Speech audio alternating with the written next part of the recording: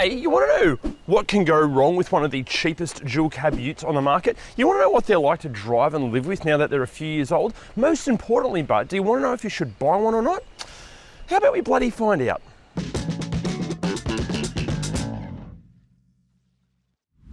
Okay, now you might not believe this, but once upon a time, the dual cab ute, it wasn't a fashion accessory. I know, I can't believe it either, but vehicles like this, they used to be just like tough and rugged work utes. My God, haven't times changed? However, the LDV T60 bucks this trend, focusing on being an affordable, no-frills work ute that helps you get your job done so you can feed your kids, rather than existing to impress your mates so you can feed your ego. Plus, thanks to this, you might actually use the T60 for, like, ute things. See, what I mean is, many owners of expensive dual cab utes, they hesitate to use them for their intended purpose because they're scared of their precious ute getting a few scratches on it. Now, the T60 has been with us here in Australia since 2017, and it's technically still a current model, although there was a kind of, let's say, mid-cycle update in 2022. It basically increased the power, improved a whole bunch of tech and all that sort of stuff. And as far as trim spec choices, the range consists predominantly of 3 models across the dual cab ute body styles, although 2-door cab chassis models were also available for a short time. Now, engine-wise, LDV, they have changed the power plant from being one of the least powerful in the market to actually being one of the most. And recently, the T60 has become the first ute to be available with an all-electric powertrain. Now, pretty much all T60s are four-wheel drive with high and low range, but the Trail Rider and the Lux, they also get a rear diff lock. Also, the T60 offers a couple of different tub sizes, the normal one, or this, the Mega Tub. Okay, now if you're in the market for one of these, the very cheapest are going to be asking around about $15,000, but that's going to be like a 2-door cab chassis model. Dual cabs, they kick off from around about $15,000 to $20,000. At the other end of the spectrum, like I suppose a near new but used top spec mint condition example, going to be in the sort of high 40s or tens of thousands of dollars cheaper than an equivalent HiLux or Ranger. And just on the subject of, let's say, questionable financial decisions, guys, please do not sign up to the wrong finance package when you're buying any dual cab ute. So if you go to your bank or even the dealership, chances are you're not going to be able to customize or even really choose what finance package you're going to go with, and that could mean that you're going to be paying way too much. So instead, head to ReDriven.com and check out the driver-powered car loan calculator on the T60 cheat sheet, or click the driver link down there. That way, Driver will find you the very best finance package from over 30 different lenders. You can track where every cent is going, so there are no hidden fees, and you can get pre-approval in just minutes. Plus, do all that via the link or via ReDriven.com, and we're going to give you a free $150 fuel voucher. Plus, hit the Wiper Tech link down there, and we're going to give you 15% off and free express shipping when it comes to buying your next set of wiper blades. Okay, now let's talk looks for a second. This is the pre-update T60, so the front of it doesn't look like it's squinting into the sun like the updated models. And in this blue, with the black Steelies and all-terrains, I think it's a pretty good looking thing. The only improvement I'd really make is maybe blacking out or kind of shadow chroming the grille, but I think it looks good. Now, just on the looks as well, some people out there will try to tell you that, you know, they don't care what their dual cab ute looks like as long as it gets the job done. That's obviously complete bullshit. We all care what our vehicles look like. This thing, it's not overly attractive, but it's certainly not ugly by any means. It looks, there's a dual cab ute there. It's just quite a long one. Actually, just on the size, if you want to kind of get an idea of how big these are, if you haven't seen one, think bigger than a Ranger, but smaller than like a Ram 1500, because there's an extension in the wheelbase because of the Mega Tub. Actually, just on the wheelbase, it's nearly 3.5 meters, which is, you know, I suppose great for sheer size in the back, but it can kind of stuff up your ramp over angle if you're planning on going off-road. Okay, now it's normally in this part of the video that we'd be telling you to make sure that all of the accessories fitted actually work and are fitted professionally. But the thing is, we found on the used market, T60s tend to attract less accessories being bolted to them than plenty of the other competition. Obviously, if it has got stuff bolted to it, make sure it does work, make sure it has been fitted correctly so it doesn't fall off. So even though the T60 apparently kind of populates the more no-nonsense end of the dual cab market, it's relatively nice in here. It's not amazing, but hardly any dual cab utes are. And a lot of people will claim that Chinese utes feel like cheap and nasty. I disagree. Like, it's fine. Like, all the gaps between all the kind of interior panels are nice. Materials wise, like, look, it is still a dual cab ute. It feels fit for purpose, so there's not a lot of soft touch plastics or anything, but yeah, it's honestly, it's nice enough. It's a lot better than I was expecting. Like, even seat comfort wise, these seats are relatively comfortable. There's a decent amount of adjustability everywhere. Again, think of what you were thinking a T60 was going to be like. It's a little bit better than that. Like, even in terms of wear and tear, this thing has over 40,000 Ks on it. It is used as this owner's everyday driver. It does get a workout. Wear and tear is great. Like, even like the painted plastic surfaces, there's no wear on those. Texture on the steering wheel's great. Door card's excellent. The leather on the seat still feels super supple. The stitching's intact. Again, I was expecting it to be a bit crap, but it's not. Oh, also just on the whole wear and tear thing as well, apparently the cloth seats wear really well. Now, as far as practicality goes, we'll get the bad news out of the road first. Glove box is way too small for a work ute like this, but you've got a little storage cubby hole, not cubby hole, little platform up there, decent sized door binge. There's a little flip down cubby hole here, which you think it's a cigarette lighter, but luckily it's not. It's a 12-volt power outlet. There's a spot perfectly sized for your phone just there with a couple of USB ports. Obviously that'll operate Apple CarPlay. We'll get to that in a second. 2 cup holders here, cubby bin here with like another little tiny mini shelf in there, and a spot for your sunglasses. And what does Jordan wear? That Jordan owns this. Legend Jordan Valenti is his car. He owns or wears Gem H20 floatables. I don't know what they are, but very cool. There's an extra hidden cup holder here. Hey, another little storage bin down here. That's it.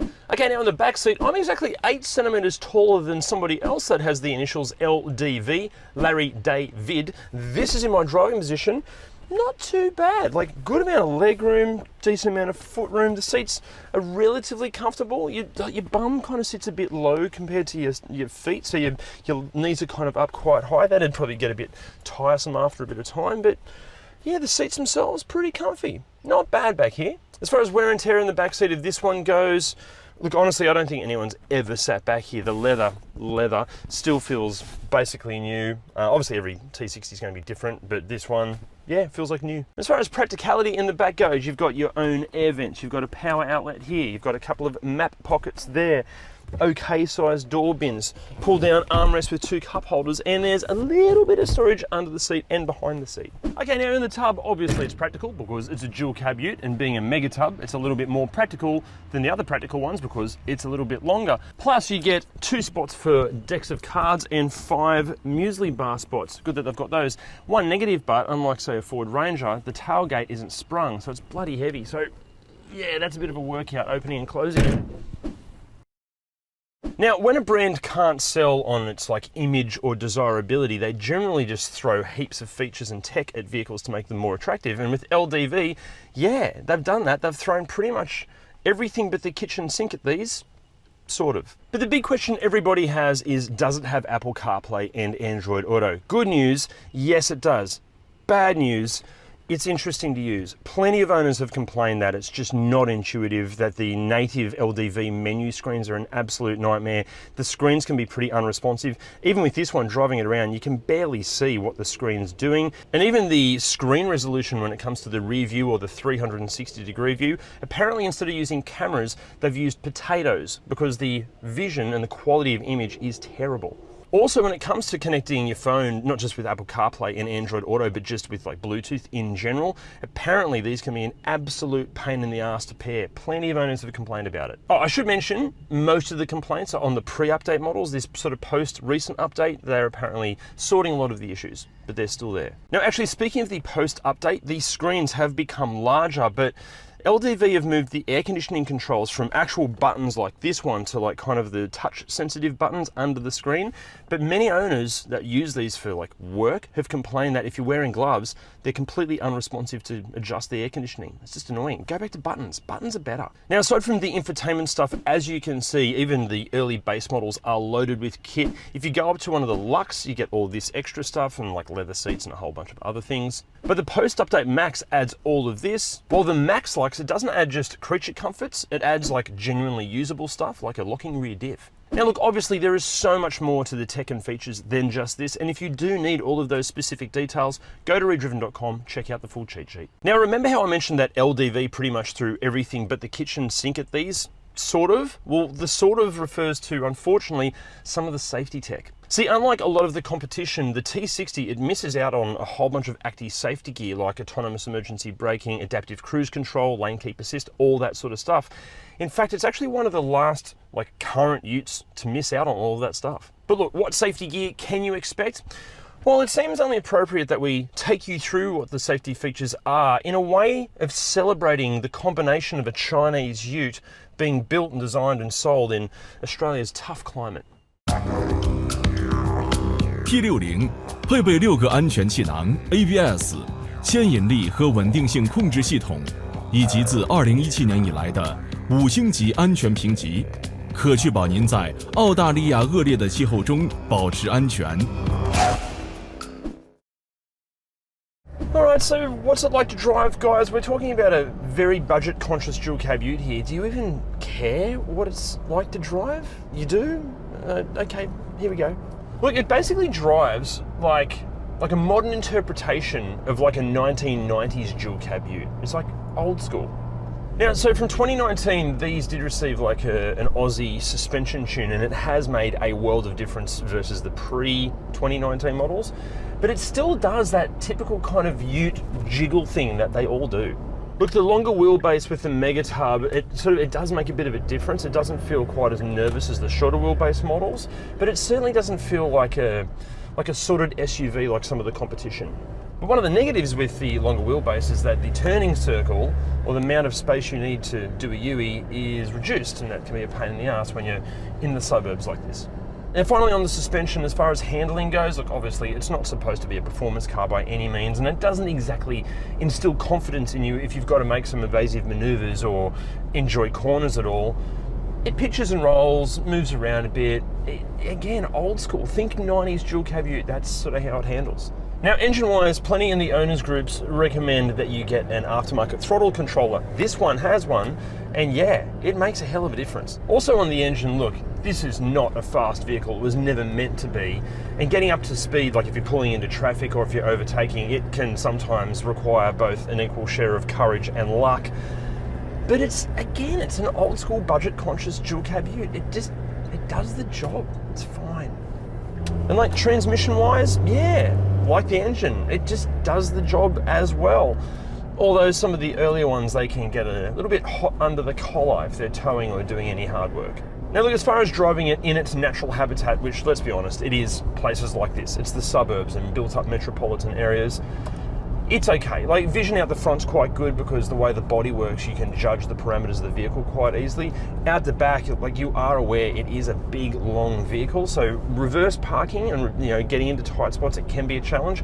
Also because the actual cameras are terrible and some of the sensors, you just kind of don't trust them. Yeah, you are aware that it's a big vehicle pretty much all the time. As far as sounds go, look, a lot of owners complain about rattles and squeaks and plastic noises. This one, not at all. There are no rattles, no weird squeaks. Engine-wise, it sounds, again, like an old 90s diesel work truck. Like, engine note clatters along like an old diesel. Now look, as far as off-road ability goes, look, obviously these don't have, in standard form, these don't have a lot of the chops of some of the competition, but with some smart mods fitted, they're capable enough, they can do the job. But the positive is, because one of these, even with mods, is probably still going to be cheaper than a completely standard, say, HiLux or Ranger, you might be more inclined to actually properly take this off-road and push the limits rather than being petrified that you might scratch or dent the HiLux. Okay, now for the moment in the video we've all been waiting for, what goes wrong with these? Let's start with the exterior, and first up, it's bloody rust. Now this is concerning because it's a relatively new vehicle that's been designed apparently to handle the wilderness, so it shouldn't get rust at all. Most of the rust complaints are coming from underneath the vehicle, so get under there, just check it thoroughly for any signs of rust. But maybe a bigger issue is that a few body shops have reported that there's insufficient rust protection within the panels itself. So basically rust is forming between body panels, and you sometimes can't see that unless the panel is off. That's not a good thing, guys. Actually, just on that, Auto Expert have published a story. It's an absolute horror story when it comes to rust on these. We're going to add the link down there. Make sure you read it because it's terrifying. Now, the good news with all this is that LDV from 2018 have given these a 10-year rust and corrosion warranty, and the majority of LDV T60 owners haven't complained about any rust problems. But the drama is, if the rust is forming between the panels, a lot of owners might not even know that their vehicle is rusting at all until it's too late. And that 10-year warranty is good, but then what happens after the 10 years? in 12 years, are these just going to completely fall apart? Who knows? Also, just on the rust as well, a lot of dealerships offer like optional rust protection. It's complete bullshit, guys. Most of that stuff doesn't work. It's an absolute joke. You may be better off just spraying the whole car with fish oil instead. Okay, next up with the 360-degree cameras. Loads of complaints with this. Everything from like them just not working or freezing, so you've got to restart the car to get them going again, or the cameras don't line up, or maybe the vision quality is different between all the cameras. Yeah, issues there. Okay, next up, the rain sensors apparently aren't sensitive enough. No matter how much it rains, they don't seem to recognize condensation or precipitation, and the wipers don't work. And then there's this like weird sporadic stuff, like apparently the fuel filler cap, it can open if the driver's door is all the way open. And then there's just some kind of random weird build quality issues and electronic gremlins here and there. They're more sporadic, not what we'd call common. Now inside, the major problems seem to be related to anything with electricity running to it. First up with the infotainment systems. Oh my God, there are so many complaints with these things. Everything from like the screen just not working, turning black, sometimes turning blue or purple. Sometimes, like even though it has Apple CarPlay and Android Auto, apparently some owners are saying that it's almost like the phone just will not connect. The car will not recognize the phone at all. Actually, just on the whole, certain phones not connecting to Apple CarPlay, my phone, will not connect. Doesn't recognize it. Sam, that's filming this right now, connected his phone, easy. Then there are weird ones, like Apple CarPlay working just fine, but then when you select reverse, it kills Apple CarPlay, but then when you select back into drive, Apple CarPlay doesn't come back up. The radio comes on, but the radio comes on at like full volume. Even other owners that will just say that the volume, they'll be driving along and the volume just starts randomly increasing to full volume. Weird stuff. Now the good news with this is that many LDV dealerships have either completely replaced these infotainment systems, they've given them a total software update, so that can fix them. But in saying that, a bunch of other owners have said that even the replacements and the software update hasn't done anything. They're still having all sorts of issues. So maybe the best thing to do is just replace this whole thing with a much higher quality aftermarket unit. Super disappointing that you've got to do that on a pretty current ute. Okay, next up, apparently the blind spot warnings, they just can offer like false alerts. Some owners have complained that even just some light off-roading can send the whole car into like a limp home mode. The cruise control, it can apparently play up. Sometimes it just won't engage, other times it will just disengage randomly. Loads of owners have complained that the reverse sensors, they don't cut out when you attach a trailer, so they're just reverse, beeps and bongs just go on forever. And then many owners have complained about just quality issues like stitching coming loose and just lots of random rattles and squeaks and weird noises all over the place. Oh, also the rear seat seatbelt sensor, it will go off if you've got the seatbelts plugged in, but no one sitting in the seat, and it won't stop. And then like the exterior, it's just a whole bunch of other sporadic reports. They were the more common ones, but yeah, you go through the forums or the owners groups and like, yeah, you name it, and there's someone complaining about something in here. Now, in saying all of that, most of these on the used market are still covered by like the full factory LDV warranty, so you'd expect that a lot of these issues will be resolved. In saying that, the really early models of these, they are now coming out of their warranty. So yeah, if you're buying one without a warranty, that's risky. But if you're doing it, just make sure that everything works. Now, before we get into mechanically what can go wrong with these, a massive shout out to Emma and Jordan for lending us their T60. You guys are absolute legends. Actually, anyone out there, if you've got like an interesting car that you'd like to see us make a video of, can you let us know in the comments or over on the socials? That'd be awesome. Secondly, LDV owners groups, you bloody legends. Your advice and knowledge has been fantastic, and we couldn't have made this video without you. And finally, thank you. We simply cannot get over the response ReDriven is getting, and seeing that subscriber count just constantly growing honestly blows our minds. But we want to make you a deal. If you haven't subscribed, the more of you that subscribe and support ReDriven, well, the bigger and better these car videos can become for you. Okay, now mechanically, what can go wrong with the T60? Well, I'm not qualified to tell you. I'm not a mechanic, but Jim is. These things are a bit of a parts bin special, and it just shows how incestuous the automotive industry really can be. Engined by MV Motori, which is basically the same, but a little bit different as the turbo diesel in the Holden and Chev Colorado and the Jeep Wrangler. Out of the two automatic transmissions available, well, one of them is an 8-speed ZF, which is used by a bunch of manufacturers in a bunch of rear and forward drive applications. And the other one, the 6-speed, is made by Punch Powertrains. The manual 6-speed is built by Hyundai Dymos, a Borg-Warner transfer case and an Eaton diff. I'll start with the turbo diesel, the MV Motori turbo diesel. They are known for EGR cooler failures where the oil and coolant become cross-contaminated, makes a terrible mess. They also have EGR valve complications too. They are known occasionally for turbo failures, but that can be connected to poor servicing. A really common problem on these is cracked intercoolers and split intercooler pipes. And they are also known for having fairly common DPF complications. Now, some of those DPF complications are caused by cracked intercoolers and cracked intercooler pipes. Often misdiagnosed, and people spend a lot of time on the DPF when it really isn't that, it's just a cracked inlet pipe. Glow plug failure on these is a pretty common problem. It's not a huge job, sometimes covered under warranty, but the later ones obviously not. It's about a 2 or 3 hour job, not too complicated. And they do have their fair share of oil leaks too, most commonly from the rear main oil seal. Now, a lot of people complain about the throttle lag on these things. That's where it just feels like the throttle pedal's connected to the engine with a rubber band. That can be helped a lot with a throttle controller. Now, here's a pro tip too. If you have any engine-related warranty claims, some dealerships may not honour those warranty claims if the vehicle's fitted with a throttle controller. So just saying. What I mean there is if you have a problem and it's on a tow truck, take the throttle controller out before it gets to the dealership. Overheating issues, yes, they have them. Sometimes it's a faulty thermofan, sometimes it's the fan speed controller. Another common issue is the bull bar on the front and all the accessories bolted to it. They do not like that. The wheel studs on these things are actually made of cheese, so do not over tighten them. For those of you playing at home, it's 120 Newton meters. Now the transmissions, the 8-speed, that is a ZF as I mentioned, and it is very reliable and you're very unlikely to have issues with it if it's well serviced. The 6-speed auto, it does get a lot of criticism for harsh shifting and shuddering on downshifts. Now apparently that's inherent to the vehicle and people are told to just put up with it.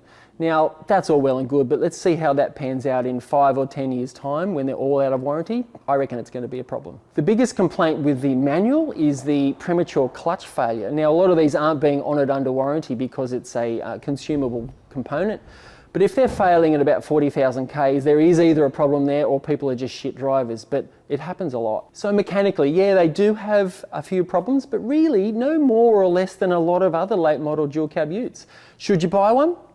Let's find out. Okay, so after all of that, should you buy one? Look, we understand that whole what goes wrong section was pretty bloody confronting, but it's really important to recognise that there are thousands of T60 owners, just like Emma and Jordan that own this one, that have never had a major issue with it. But guys, there's a very important fact to remember here. No matter what make or model, every dual cab ute out there is a bit shit, and they're all pretty good. So therefore, we're cautiously inclined to recommend a T60 because with every dual cab ute on the market having its own fair share of issues, sometimes costing tens of thousands of dollars to fix, doesn't it just make sense to go with the one that has the lowest cost of admission? Look, sure, it won't stroke your ego like a Ranger or a HiLux or an Amarok, and the majority of others on the used market come with far more established reputations for reliability, but they all ask many thousands of dollars more than the LDV. Look guys, don't get us wrong, the T60 is very, very, very far from perfect. And you're arguably probably still better off buying like a used Triton with way more kilometers on it than one of these. But if you just have to get a T60, please make sure you get a thorough pre-purchase inspection carried out, do your due diligence, watch our ultimate 4x4 buyer's guide, and yeah, okay, get one. Look, overall, the T60, it is a gamble, but hopefully it's going to be a more affordable gamble than the majority of others on the market. Which brings us to a question for you guys. Is it ridiculous to buy one of these, or would you buy one? If you weren't going to get one of these, what would you get instead? Let us know in the comments. See you next time. Plus, thanks to this, you might actually... Now finally on the suspension, as far as handling goes, it's okay. Obviously it's not designed to be like, you know, a sports car. Guys, they're super easy to order online. They're going to be shipped to your door. They're super easy to fit, and they're going to wipe like a thing with